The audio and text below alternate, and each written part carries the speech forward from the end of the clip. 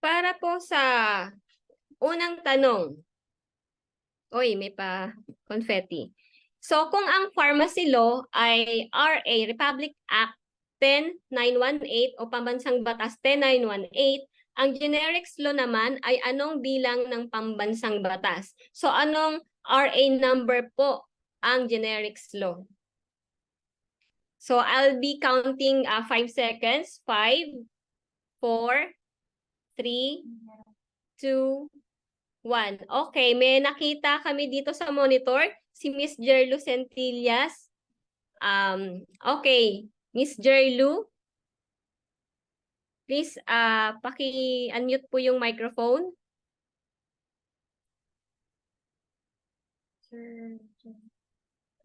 Miss Jerlu Centillas, ano po ang tamang sagot? Ikaw ang nauna dito.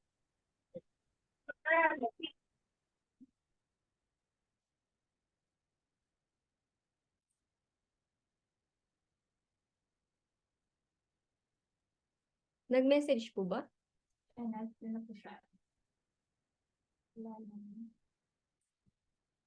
Okay, kung hindi po kaya na makapagsalita, pwede rin nyo naman pong i-type yung sagot dun sa chat box. So ayun, according to Miss Jerlu Centillas, RA 6675. So may nakita rin ako sumagot si Miss Joanna, pero i-disqualify ko siya kasi pharmacist siya, so alam na alam niya na to. So okay, para sa ikalawang tanong,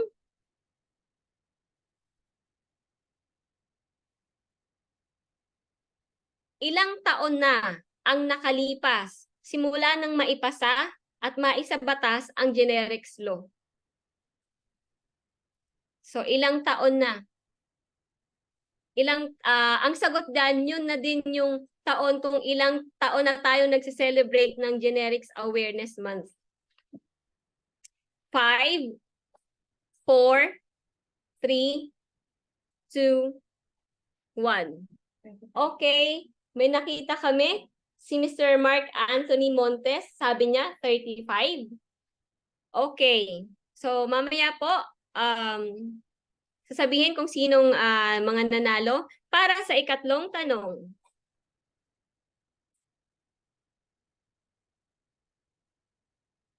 Madali lang to. Oh, sorry, typographical error. Ang gamot na Ponstan na para sa sakit o kirot ay generic name. Tama o mali? Okay, napaka-active ni Sir Mark. Sabi niya mali. Anyway, maraming salamat po sa mga nag-participate. Sa mga mamaya po, sasabihin namin kung sino yung nanalo sa tanong na to and then claim your prize po sa pharmacy section. Okay, simulan na po natin. So Generics Act, hindi na siya bago, dati na siya. Alam na natin to dahil matagal na tayo nagtatrabaho dito. Pero dun sa mga bago pa lang na makakapakinig tungkol sa Generics Act, sabay-sabay po nating alamin kung ano ba ang nasa loob sa batas na ito. So ang Generics Act, ito siya. Naaprubahan siya noong September 15, 1988. Kaya nga siya tinawag na Generics Act of 1988. So dahil September po siya naaprubahan, kaya naman tuwing buwan ng September, sineselebrate natin ang Generics Awareness Month. So alam niyo na kung ang sagot niyo ba kanina ay tama o mali, mako-compute niyo na. So ang Philippine Generics Act ay meron siyang 15 sections. So, yung section 1, title, pangalawa, statement policy, definition of terms, use ng generic terminology, posting and publication, sino yung gagamit ng mga generic terms, provision of quality manufacturers, identity and responsibility, required production, rules and regulation, authority to import, education drive, penalty, separability clause, repealing clause, and effectivity. But since this is not a legal class, so, hindi natin patatagalin at pahihirapan. Papasimplihin lang po natin.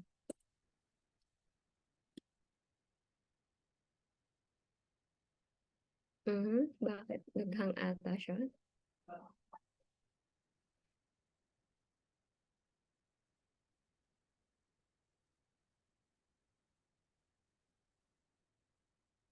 Naghang siya.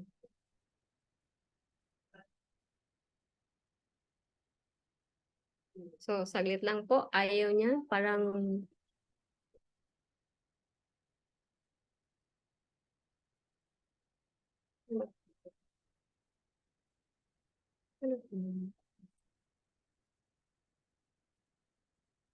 pag naghang siya.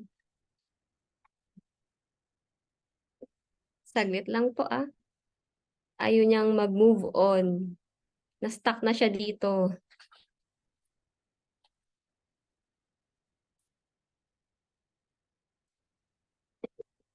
Pwede po ba asin? Na-stuck up na po siya.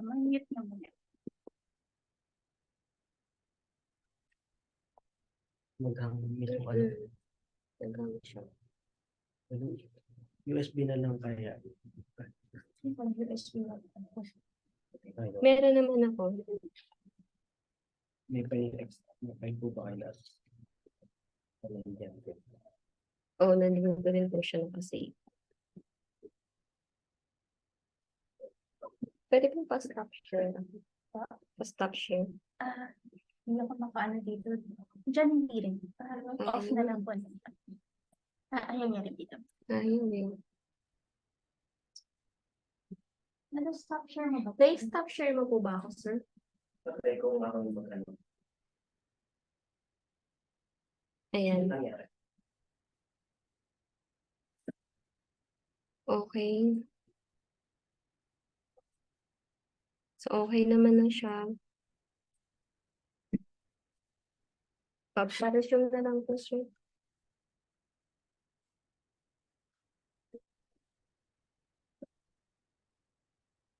Magkano? Okay na po, pero pabalik na lang po ako. Isa chera. Pasyan.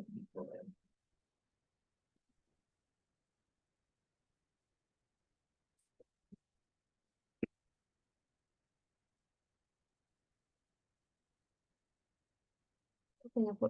Okay, sige po, share lang po. Mag-share na po. Sa 10 ulit balik po.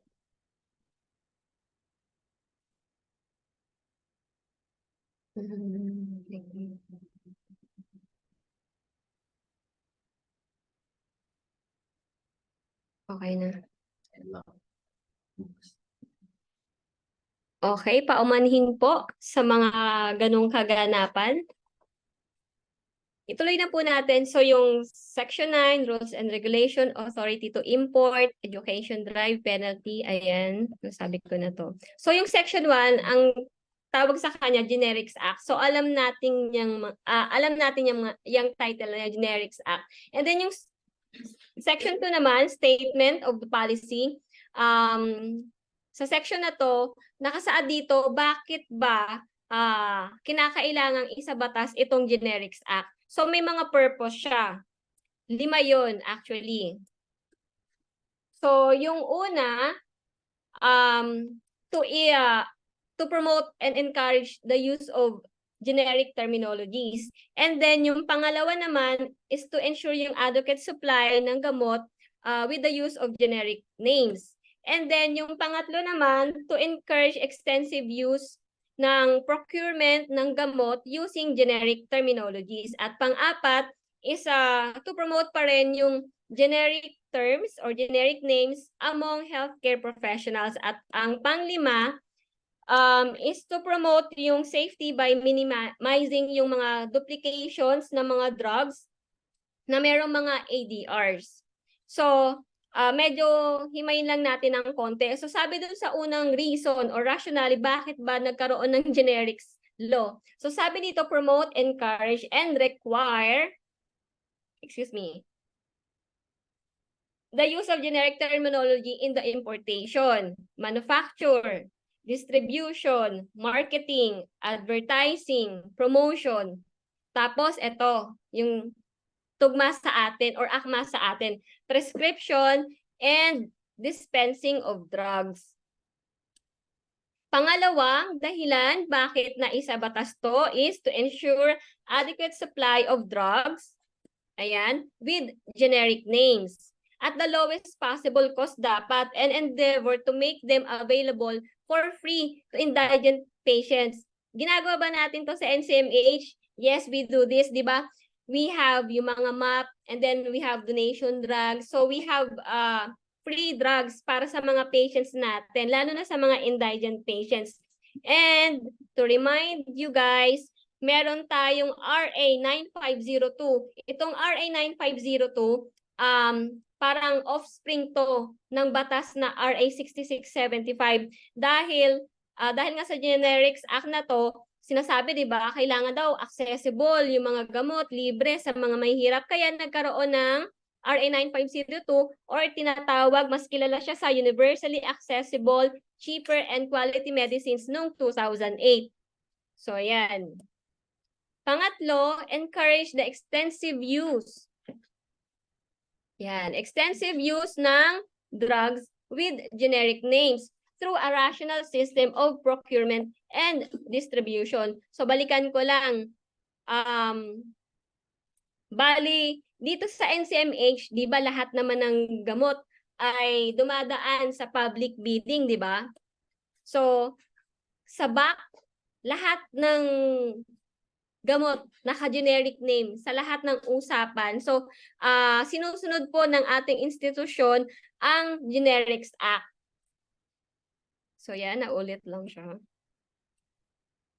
Sa procurement, sa back, lahat po. Pang-apat, emphasize scientific basis for the use of drugs. So, in order that health professionals, sino ba yun? Tayo yun, doctors, nurses, pharmacists, and hindi lang po yun, even mga medtech, they are using generic terms also. Saang banda? Siyempre, di ba, they are using mga reagents sa laboratory. So, those drugs na pinoprocure nila para matest, so dapat naka-generic name din. Hindi pwedeng brand name or whatsoever. Kailangan generic name. So, sumusunod din po ang ating laboratory section pagdating sa Generics Act.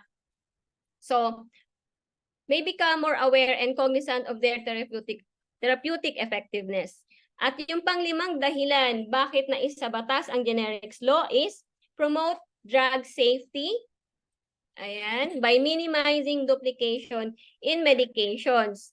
So, and or use of drugs with potentially adverse drug interaction. So, kasi 'di ba, merong mga drugs dito, ang pangalan niya ganito. Pero pag sa ibang bansa, iba yung name niya. So, kahit naman iba yung name niya sa ibang bansa at dito, kung same chemical lang naman siya, parehas lang, okay lang yon. Basta kailangan naka-generic name pa rin para lahat ng healthcare professionals, iisa ang gamot o tinutukoy na item or yung drug product.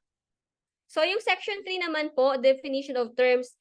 Sa batas na to, marami silang dinedefine actually, but I only chose 3. Kung ano yung tatlo na yon, yun yung applicable sa atin, or sa tingin ko na yun lang yung dapat nating tandaan among other definition of terms. So, ano ba yung tatlo na yon? So, generic name or generic terminology. Sorry, nawala ng space. So, si generic name or generic terminology po, it is identification of drugs and medicines by their scientifically and internationally recognized active ingredients or by their official generic name, as determined by the Bureau of Food and Drugs, kasi noon pa to. So ngayon FDA na siya. So I put there FDA and of the Department of Health. So yun po ang ibig sabihin ng generic name. Ano naman si brand name? Si brand name, proprietary name given by the manufacturer to distinguish their product from those of competitors. Madali lang po siyang tandaan. For example, kaming lahat dito, nagtitinda kami ng chicken. Fried chicken, pare-pareha. Siyempre, niluto sa mantika. Main ingredient mo, yung manok, di ba?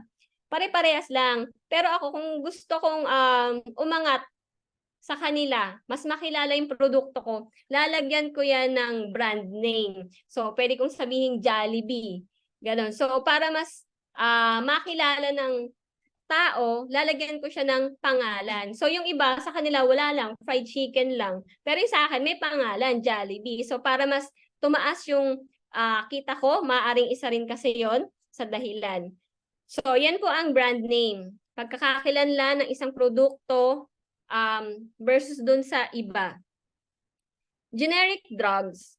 Ito naman yung mga drugs na not covered by patent protection and which are labeled solely by their international, non-proprietary, or generic name. Ano ba si patent protection? So, si patent protection, review lang po tayo ha. Si patent protection, yun yung ang isang innovator company na tumuklas sa isang gamot. So, yung product nila, once na okay na siya, ready i-sale siya sa market, they are patent protected. Ang patent protection ay tumatagal ng, kung hindi ako nagkakamali, maximum mga 20 years. Pero after that, wala na yung patent protection. So, kung halimbawa ako, innovator drug ako, so nakadevelop ako ng isang drug A. So, patent protected ako for how many years? After that, yung mga kasama ko dito na pharmaceutical firms, pwede na nilang gawin or pwede na silang gumawa ng same drug. Yun nga lang, kung ano yung recipe ko, hindi nila pwedeng gayahin. Yung mga inert ingredients, hindi nila pwedeng gayahin. Yung size, yung shape, packaging, and whatsoever, kailangan distinguished dun sa product ko since ako ang nauna. So, yun po. And then yung section 4 naman, it's about use of generic terminology for essential drugs and promotional incentives. So sabi sa section 4A, in the promotion of generic names for pharmaceutical products, special consideration shall be given to drugs and medicines which are included in the essential drug list. So now, nung dati, may Philippine National Drug Formulary or PNDF, pero now it's called Philippine National Formulary, naka-8th edition na po tayo. So kung mapapansin niyo kung nakahawak na kayo ng libro na yan, lahat dyan, naka-generic name or generic terminology, wala pong brand name dyan na makikita or mababasa ninyo.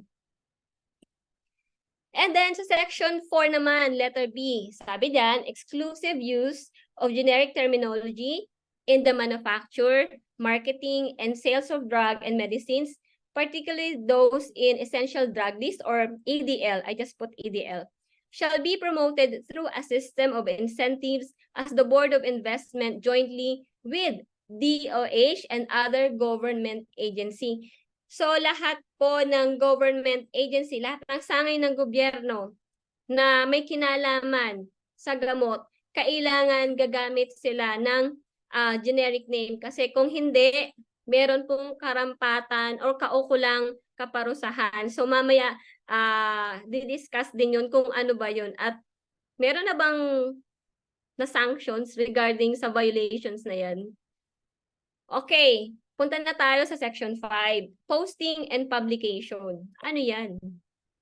So, sa posting and publication, sabi dyan, si Department of Health shall publish annually in at least 2 pahayagan or newspaper of general circulation in the Philippines. Yung generic name and corresponding brand name kung meron, under which they are marketed, of all drugs and medicines na available sa buong Pilipinas. So, kailangan yung newspaper respetado, general circulation, hindi yung tipong pahayagan lang sa bayan ng Bulacan. Tapos sa ibang lugar, hindi. Kailangan yung newspaper is nag-circulate sa buong bansa. And then sa section 6 naman, sabi dyan, sino ba yung mga dapat gumamit ng generic terms or generic names?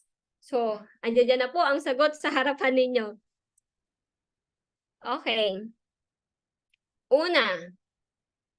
Unang tao or ahensya or group of people. So, sabi dito, all government, Health Agency and their personnel, as well as other government agencies, shall use generic names in all transactions related to saan?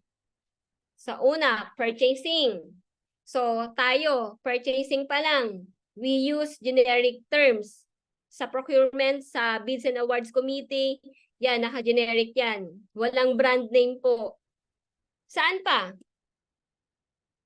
Sa prescribing. So, yung mga doctors natin shall use generic names. Kaya po kami sa Pavilion 7, meron po kaming poster doon sa window namin, nakalagay doon, use generic names. Kasi po, kapag ako personally, kapag natataon na tumatao ako doon, tapos nakakahawak ako ng charge slip or reseta na hindi naka-generic name o kaya naka-abbreviate o kaya naka-chemical formula o kaya naka-brand name, pinapabalik ko po talaga. O kaya naman pinapasulat ko doon sa nagbigay ng reseta sa pharmacy na isulat ang generic name. Hindi dahil sa gusto ko lang silang pahirapan o gusto ko lang mapagod, hindi ganoon. Dahil gusto natin sumusunod tayo sa batas. So yun, prescribing. And then, syempre, dispensing. After na mag-prescribe si doctor, i-dispense ng pharmacist yan. So sa pag-dispense, kailangan naka-generic names din. Ngayon, kung minsan, para mapabilis, for example, ako, personally, minsan gumagawa ako ng sarili kong personal ko naman yun, personal na abbreviation ko, but kapag legal na, syempre, generic terms or generic name talaga. So, yun. And then, administering. So, si nurses naman to. Sila nurses, meron sila sa chart ng pasyente, yung mga tinatawag na medication sheet or medication administration sheet. So, chine-check din namin yun. Nakikita namin na naka-generic name naman. So, wala naman so far na nagba-brand name. Kung meron man, kinocall yung attention. So, yan. Yan po ang mga healthcare professionals na dapat gumamit ng generic names. At saka yung nasabi ko nga kanina, yung mga medtechs natin. So, gumagamit din sila ng generic name sa pag-procure ng kanilang chemical reagents. Pangalawa, all medical, dental, and veterinary practitioners, including private practitioners, shall write prescriptions using generic name. Ang tanong, talaga bang nag-generic name sila o puro brand name na lang? Well, ang gusto ko lang ibahagi or gusto ko lang na malaman ninyo is kahit na nasa government ka o nasa private ka na agency or hospital, kailangan mo pa rin gumamit ng generic name. So, yun, use generic name in writing prescriptions or in prescribing. So, yun. And hindi lang po mga medical and psychiatric doctors or for human ang gagamit. Even for animal, yung mga veterinaries natin, veterinary doctors, they have to prescribe drugs for the animals, yun, in generic name. So, sabi doon sa batas, may provision siya. Sabi, the brand name or BN, shortcut ko na lang po, the BN may be included if so desired. Paano yun? Pero tayo, remind ko lang po, tayo dito sa National Center for Mental Health, we really don't allow brand name. Kahit na pwede pa siyang i-include if so desired. Tayo po talaga, strict tayo, generic name lang tayo. Walang brand name po. Alam nyo yan, kasi kapag meron kayong sinusulat, pinapabalik ng pharmacy section. Pangatlo, any organization or company involved in the manufacturing. Ano pa? Importation. Ano pa? Repacking. Marketing. And or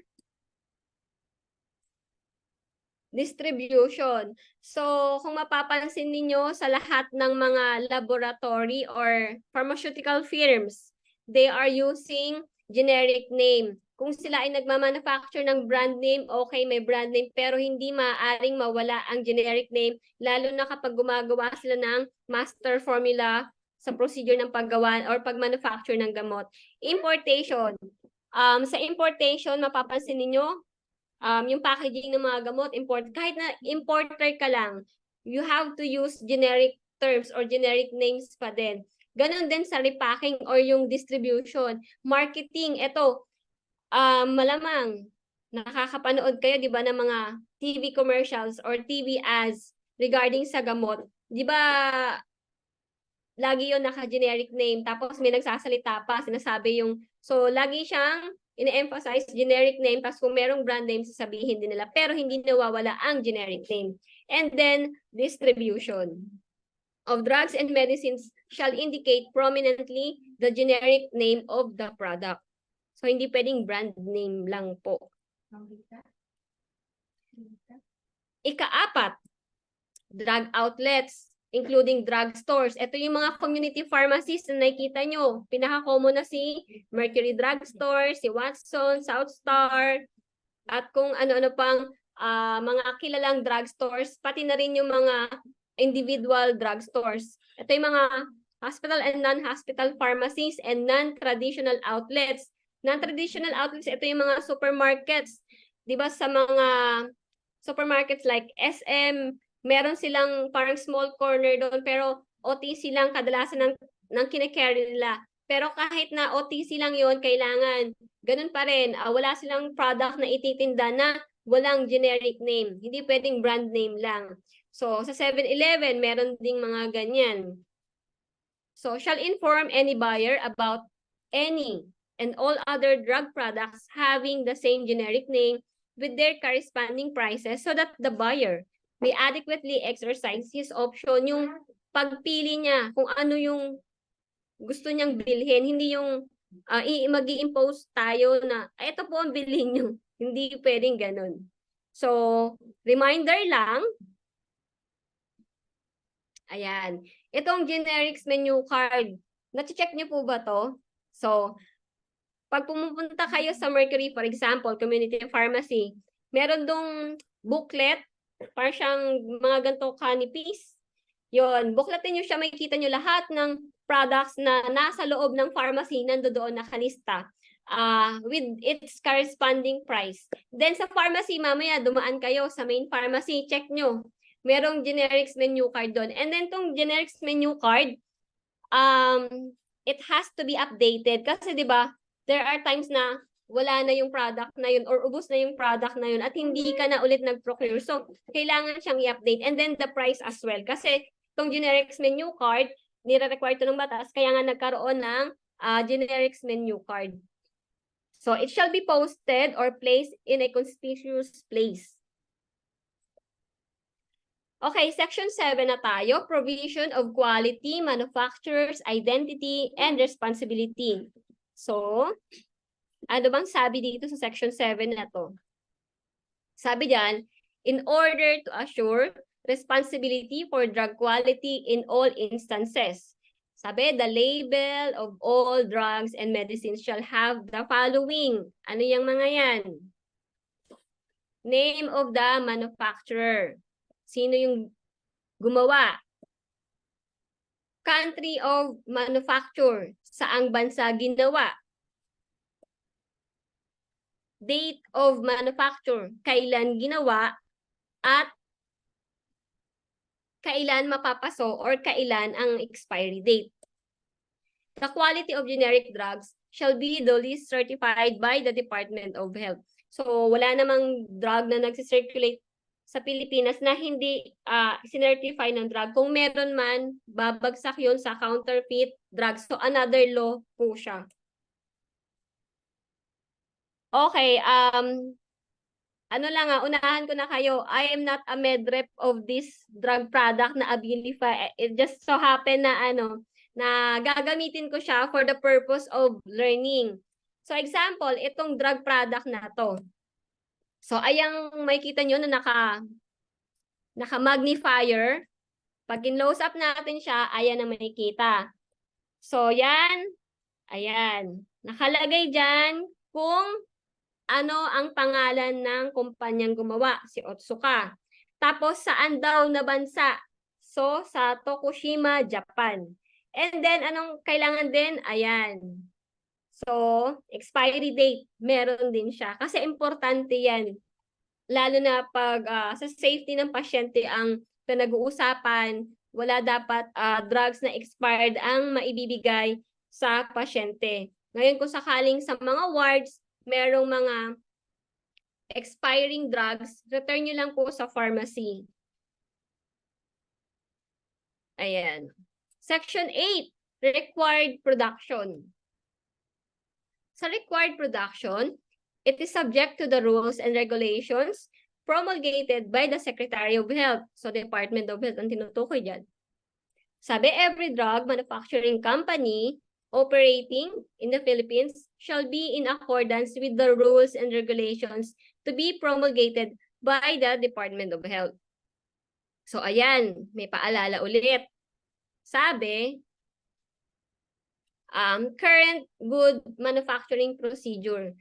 Dahil sa batas na to, dahil sinabi niya sa section na to, every drug manufacturing daw sa Pilipinas kailangan daw magmamanufacture in accordance sa rules and regulations promulgated by the Department of Health. Kaya naman lumabas yung CGMP. Okay. Section 9, rules and regulations. So, the implementation of the provision of this act shall be in accordance with the rules and regulations promulgated by the Department of Health. Sa Section 10 naman, authority to import. So, ito yung mga drug importers. During critical shortage naman and absolute necessity. Kasi may panahon na ganyan. The Department of Health is authorized to import raw materials for the use of Filipino-owned or controlled drug establishments to be marketed and sold exclusively under generic nomenclature. So, kapag ganyan na si DOH ang nanguna, tax-free po yan and duty-free. So, kapag ito'y panahon ng critical or merong parang emergency sa bansa, ayan, the Secretary of Health shall submit to the Office of the President at saka sa Kongreso yung quarterly report nung kung ilan ba yung pinrocure or yung binili, tapos anong klase at saka yung value of raw materials na in-import ng bansa natin. Okay, Section 11, education drive. Education. So, actually, isa nga to sa part ng education yung nagpapataas tayo ng kamalayan sa mga healthcare workers regarding sa generics law. So, the DOH, jointly with the DEX, PIA, and DILG, shall conduct a continuous information campaign for the public and a continuing education and training for the medical and allied medical professions on drugs with generic name as an alternative of equal efficacy to the more expensive brand name of drugs. So, educational campaign shall include the following. Ano ba yung dapat daw nandoon? So, ito po, about dun sa sakit tsaka symptoms. And then, yung generic name of the drug na sumasagot dun sa sakit na yon or sa symptoms na yon. And yung contraindications. So, kailangan kasama po siya. So, the Department of Health shall monitor the progress and submit regular reports to the Congress. Section 12, penalty. Ito na tayo. Ang tagal ko na sa NCMH, ilang taon na ba ako? Parang 16 years na ako. 16 years na po ako sa NCMH. Lagi kaming co-compile ng mga violative prescriptions, erroneous prescriptions, and then nung mga panahon na yon, tatanong ko, saan ba to dinadala? Kasi ipon kami ng ipon saan napupunta? Anong ginagawa dito? Di ba 2 years ang ang holding or yung pagkikip niya. So yon, dito malalaman natin. Bali, yung mga reseta na yan, itinatabi siya kapag mamaya tatalakayin natin ng mabilisan kung ano yung mga uri ng prescriptions na yon. So, ngayon, tuloy na lang muna natin, Section 12, penalty. Sabi dito, sino mang tao na lalabag sa Section 6A and 6B. So, ano yung 6A and 6B? Yun yung mga medical professionals na dapat gumamit ng medical terms. Ng generic terms. Ayan. So first conviction na i-violate mo na hindi ka gagamit ng generic name. So meron kang penalty of reprimand. Pagsasabihan ka na lang muna. And then, officially recorded in appropriate books under the PRC or Philippine Registration Commission.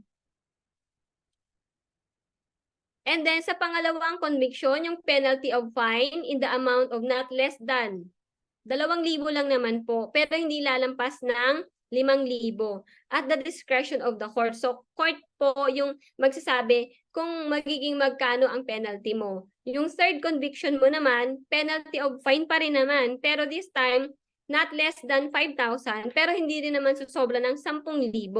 Tapos meron pang suspension ng PRC license mo and for 30 days at the discretion of the court. Ngayon, kung umabot ka sa ika-4 na pagkakataon dahil matigas ang ulo, penalty of fine in the amount of not less than 10,000 pesos and suspension of PRC license for 1 year at the discretion of the court. So, kung matigas talaga yung ulo mo, sabi na, after 1 year naman, makukuha ko lisensya ko. Anyway, pero syempre, we don't encourage that. And then sabi pa dito, any juridical person who violates Section 60, 6D, 7 or 8, sorry, 8 po ito, nagkamali lang ako, or 8 shall suffer the penalty of the following. Ano yun? Una, ito medyo mabigat. Not less than 5,000 agad. Kasi yung una, yung first offense, parang pagsasabihan ka lang. Ito, unang fine mo, 5,000 pesos agad. Pero not more than 10,000 pesos. Then meron ka pang suspension or revocation ng LTO, license to operate, at the discretion of the court. And also, yung officers na directly responsible sa violation na to, magsasuffer ng penalty, so magmumulta. Tapos, masususpend pa or mababawi yung kanyang license to practice your profession if applicable. And imprisonment of not less than 6 months po ito. Typo lang, 6 months, but not more than 1 year. Or both, pwedeng combination. May imprisonment pa at the discretion of the court yun. And then, ito namang isa, sabi dito that the Secretary of Health shall have the authority to impose administrative sanctions tulad ng mga suspensions. Pwede siyang mag-suspend. Pwede niya i-cancel yung license to operate ng isang hospital or isang pharmacy. Or pwede siya mag-recommend na i-suspend yung license to practice profession to the PRC. Yung section 13, 14, and 15, ayan yung mga separability clause, repealing clause, at saka effectivity. So, simula pa lang, nasabi ko na kung kailan naaprubahan yung batas na ito. So, September 1988. So, yun po siya. So, that's the end of the law. Pero meron pa akong isang i-discuss. May time pa po ba? Okay. So, yung isa naman, stop ko lang muna po yung share. Ito.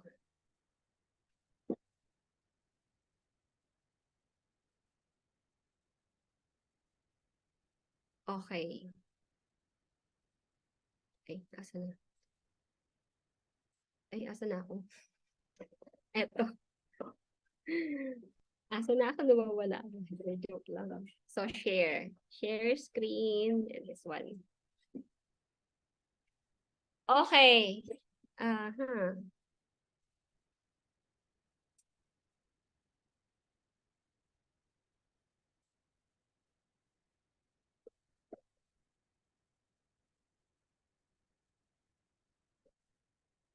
Ayan. Teka lang, di ko makita. Bababa ko. So, ito na yung tanong natin. What do you want to know about sa mga generic drugs tsaka branded drugs? Safe ba yun? Tumatalab ba yun? Alin ba mas mura, yung branded o generic? Tapos, kaya mo bang i-take yun or inumin yun with confidence na, safe to. Gagaling ako dito. So, ako po, I tried taking branded drugs and generic drugs. Pero syempre, as a pharmacist, dahil alam namin kung ano ba yung pinagkaiba, meron ba? Kung meron man, ayun, ibabahagi namin sa inyo. At sana, dun sa mga non-healthcare professionals na nagpa-participate today ay may matutunan kayo. So, sabi dito, ano ba yung mga haka-haka or mga myths?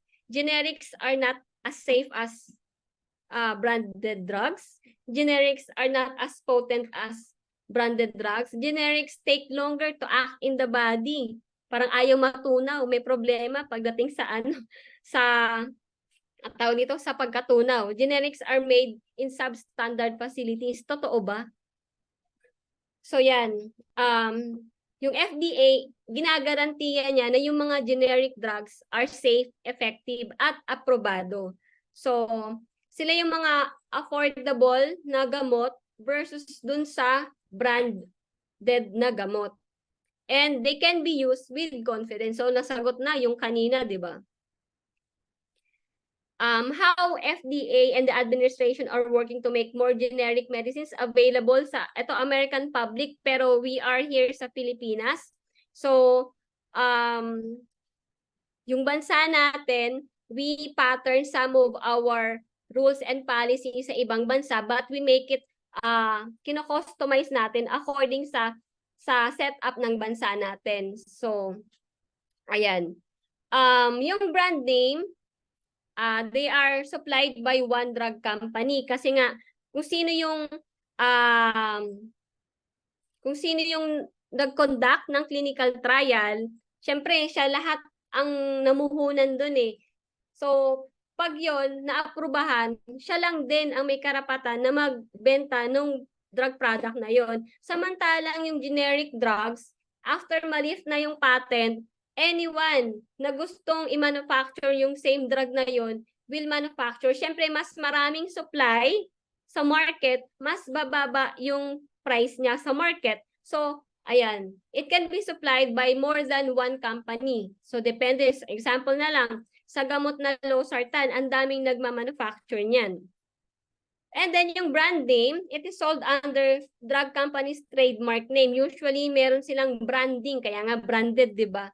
So, for example na lang, si paracetamol, Biogesic, yun, kilalang-kilala siya. Samantalang, si generic drugs, binebenta siya using the API or yung active pharmaceutical ingredient. For example, paracetamol, wala nang ibang brand.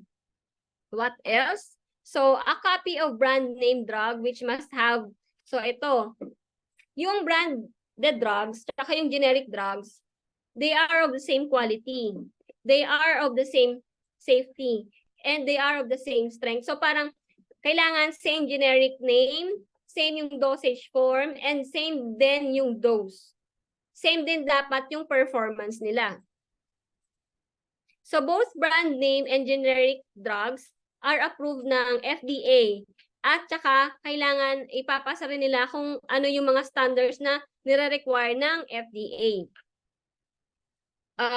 Generic competition, it is essential to have brand name and generic drugs available. So, yun nga, nabanggit ko kanina, yung generics menu card. Ayan. Yung generic competition, it helps keep drug costs down. Kasi, imagine niyo kung puro brand drugs lang ang available sa pharmacy. Ang mahal. Pag nagkakasakit ang isang tao, okay lang kung isa lang yung sakit mo, kaso lang minsan yung sakit, pag umiidad ka na, naghahatak pa sila ng kasama, magkakabarkada sila. For example, high blood ka na, tapos sasamahan pa yan ng taas ng uric acid, tapos cholesterol mo. So, naghahatak sila ng kabarkada. So, kung ang dami mong sakit, tapos puro brand name yung gamot, parang hindi lang sakit sa katawan, sakit sa bulsa, yun. So, imbis na gagaling ka, parang iisipin mo pati yung sa nakukuha ng pambili ng gamot. So, with the generic competition, bumababa ang presyo ng gamot.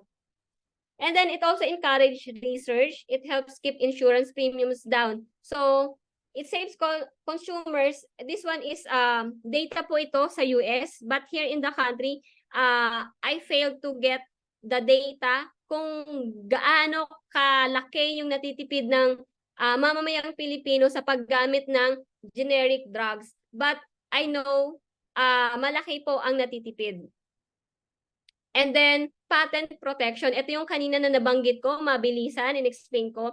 Sabi dito, yung patent, it protects the investment of the drug company na nag-develop ng drug na yun. Kumaga parang, simplehan natin.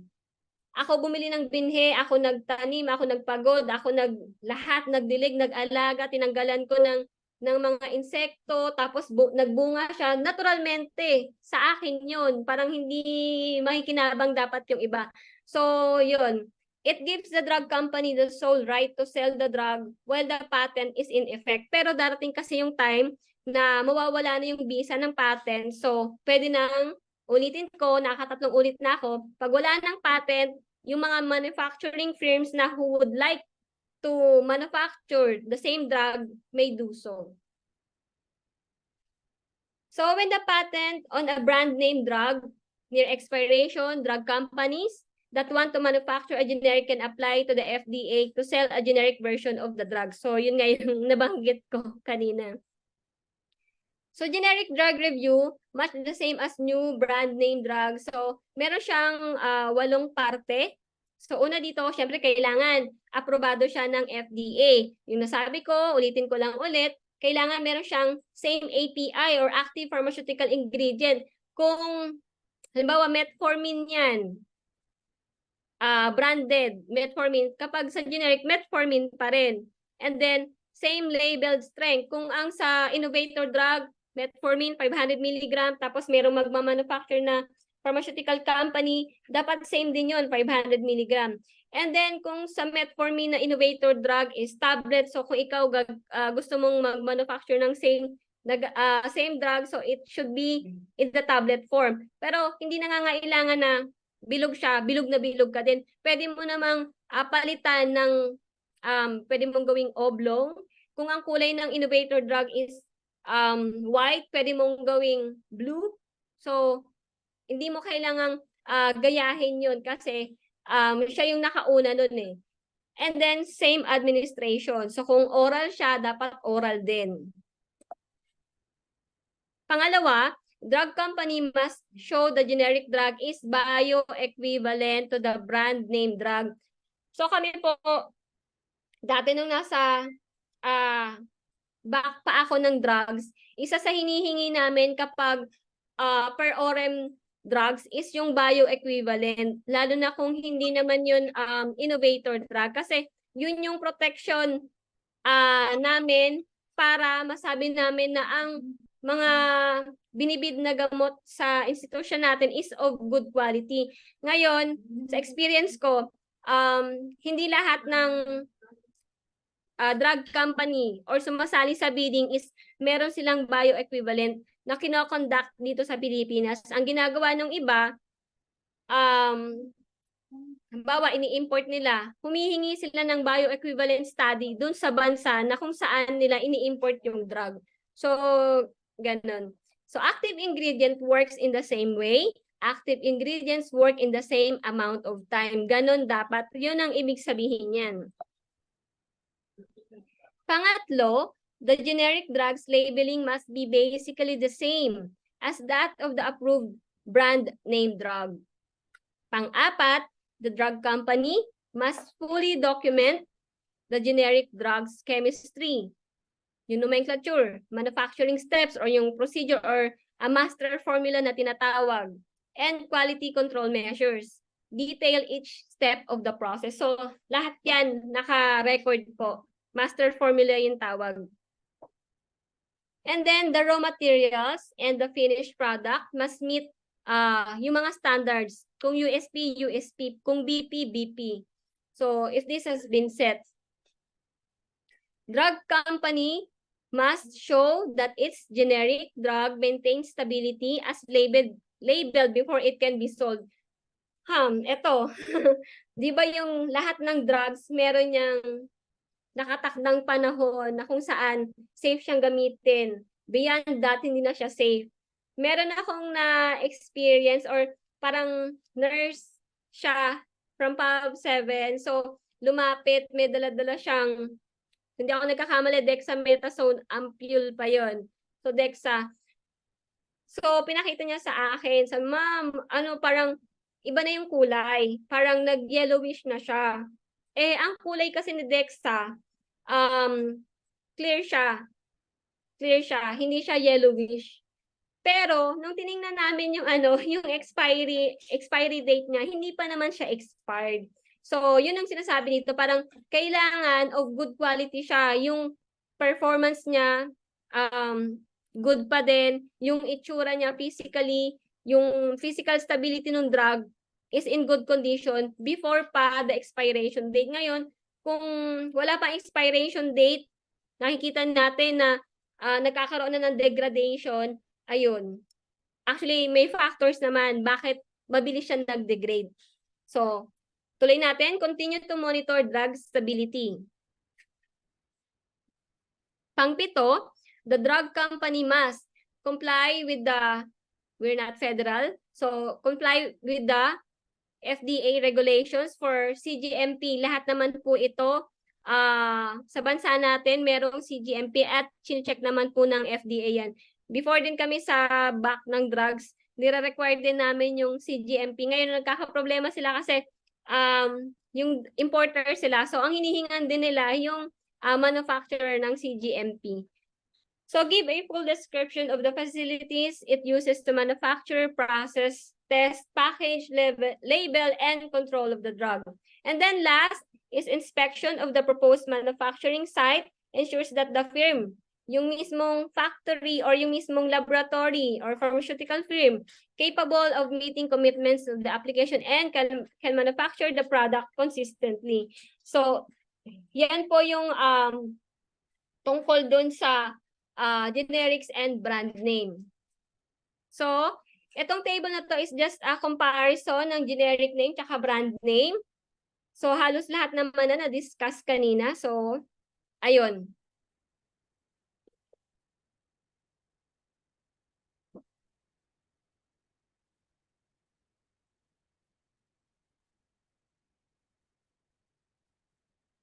Okay. Ito yung kanina, yung mga myths and facts about generic drugs. Yung kanina, generics are not as safe as brand name drugs. So, ang fact is, generics use the same ingredients, same active pharmaceutical ingredients, and work the same in the body, have the same risk-benefit profile. Kasi isa lang naman sila eh. And then, myth number 2, generics are not as potent as brand name drugs. The fact is, generic drugs have the same quality, strength, purity, and stability. Myth number 3, generics take longer to act in the body. The fact is, generic drugs delivers the same amount of active pharmaceutical ingredients in the same time as the original drug. Myth 4, brand name drugs are made in modern manufacturing facilities, and generics drugs are often made in substandard facilities. The fact is, substandard facilities are not permitted by the FDA kasi nag-check po sila ng CGMP, nagko-conduct po sila ng ocular inspection or yearly inspection po ng mga manufacturing firm. So, yun po.